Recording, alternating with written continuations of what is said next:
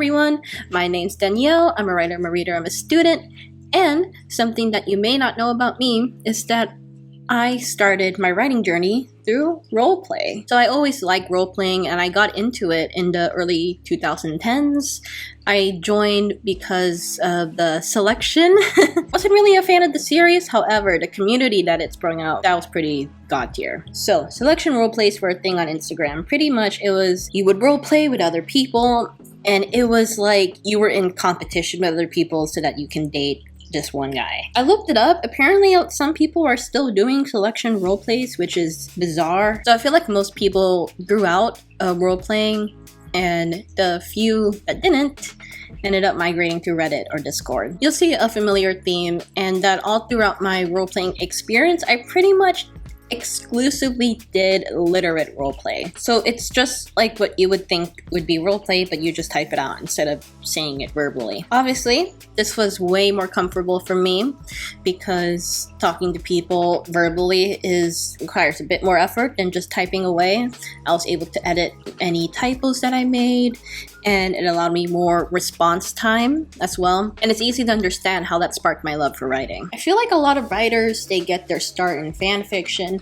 I never did. I could never get into fan fiction. I've tried writing stuff, I've tried reading stuff, never could get into it. However, my kryptonite, literate roleplay. I know this is probably going to fall on deaf ears. However, if you are under 18, I would highly encourage you not to start into literate roleplay if you were thinking about it, because a lot of the apps that people do literate roleplay unfortunately have quite the reputation for grooming. And in my experience, yeah, I met some people that tried to groom me, and I am incredibly grateful that I never fell for it. However, I do know people, like online friends, that unfortunately were groomed and are survivors of that. And doing literate roleplay is, in my opinion, an incredibly intimate experience. You are writing a novel with someone. You are spending hours of your time with someone writing an incredible and rich story that you are both a part of.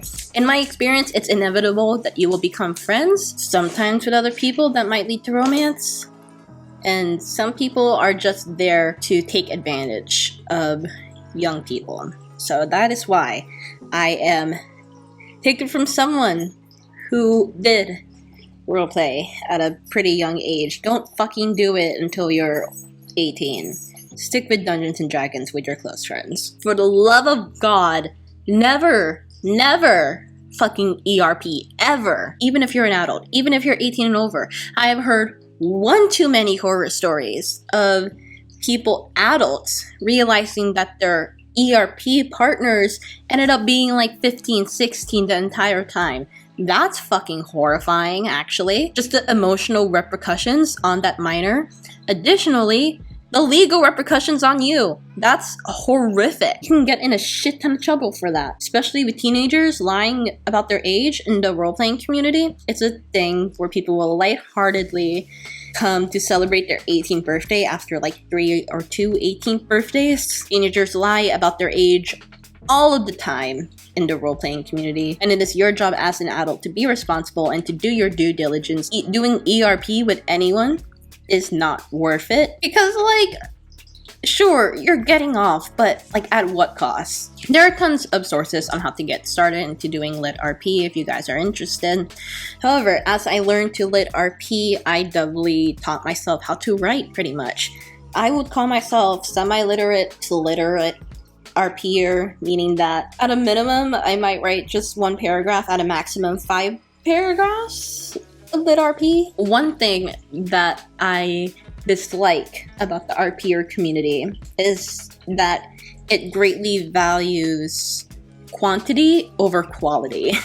You will see, like, in the rules, people are begging people to write at a minimum of like 2 to 3 paragraphs. And what a lot of the owners fail to realize is that writing 1 line is way more effective than writing 2 to 3 paragraphs of absolute nonsense, just so that you don't get a strike for not being literate enough. So yes, I believe that a lot of like the literate rules, I they obviously come from a place of merit. However, not the biggest fan of the strict rules. And how did I learn that? That's because I encountered a lot of our peers who value quantity over quality. They would send me 5 to 10 paragraphs of absolute nonsense. Obviously, I think of writing as a job now. However, even when I was doing it as a hobby, I knew that it was borderline ridiculous. And this, of course, has transferred itself into my fiction writing. Writers have an unfortunate but true reputation for not shutting the fuck up. Our peers get to get away with it because they're not doing it for profit. But professional writers, no. Us writers that publish our stuff, we realize that that's going to be on the internet forever. And anyone and everyone can and will read it. And additionally, we mostly want to get paid. I want to pay my grocery bills. So levity is important in that respect. And of course, being in the role-playing community has of course introduced me to a bunch of amazing and kind and intelligent people. Unsurprisingly, a lot of lit RPers actually really like to write. However, I have recognized a personal trend that although a lot of lit RPers like to write, I find that very few are published writers. Not to say that's a bad thing, it's just that there's a difference between doing it for hobby versus career, and a lot of them are doing it for hobby, and that's fantastic. And meeting people that write for hobby, it's so refreshing to be able to be with people that love writing just as much as I do, but they don't want to make a career out of it. And the thing is that once money enters any type of art form that you're making, it changes the relationship with that. The thing with doing lit RP is that it is written with someone else in mind. A lot of lit RP premises aren't my own original ideas. I've ran very few role-playing things. So usually what happens is that someone makes the world and then I'm just a character living in it. No one is ever looking to publish lit RP, and having that intention, knowing that I could literally get in legal trouble if I published this and claimed everything as my own, it prevents me from even thinking about trying to monetize it. And having that restriction lets me just have fun writing. You know, once upon a time, I didn't want to be a professional writer. I was just a 12-year-old doing it for the fun of it. And if I'm stressed out about writing blogs or my novel or anything, I know that I can go into the roleplay community and just write for fun. It's a good reminder of why I fell in love with writing in the first place. The nature of the hobby is that it requires other people. Now, I am of the opinion that people should have a myriad of varying hobbies. However, I believe that someone should have a hobby that involves other people, meaning like a social hobby. And although this hobby is not face-to-face, it is through a screen, you know, online friends are still friends, and having that is still really fun. Of course, I don't think it's to the same degree as a face-to-face. However, it is comparable in certain aspects, I believe. So lit RP is how I started writing. I'm not doing lit RP as of right now. I could get back into it since I'm off of school for the summer, but I did take quite a long break because doing lit RP takes a lot of time and energy. So I have since shifted my focus from lit RP to playing Dungeons and Dragons, which I have played Dungeons and Dragons on and off before. However, this is the first time that I am doing a full-scale campaign, and it is in combination with online friends through a screen and also IRL friends that come to my house every week and we can get together. And it is so much fun. If you watched my last week's video, which by the way, never knew that you guys love baking so much, but thank you. And I am the DM. I like being the DM. It provides me with a lot of creativity and control. And as I am doing DM role playing, I am acutely aware that DM writing is incredibly different from fiction writing that I do for my novel and short stories. One great example is that in our modern view of storytelling, it is oftentimes expected and praised when the antagonist is sympathetic, when you're able to emphasize with the antagonist's motives. A great example is Luke from Percy Jackson. Of course, Luke does some questionable things throughout the whole series. However, throughout the whole thing, you can't help but pity the boy who was unfortunately abandoned by his father. However, in D&D, it is expected for the DM to make a big bad evil guy, and that big bad evil guy usually won't have a sympathetic backstory. I've heard stories where DMs add a tragic backstory to the villain, and then the party ends up befriending them, and then the DM is stuck having to figure out how to make a bigger, badder, evil guy.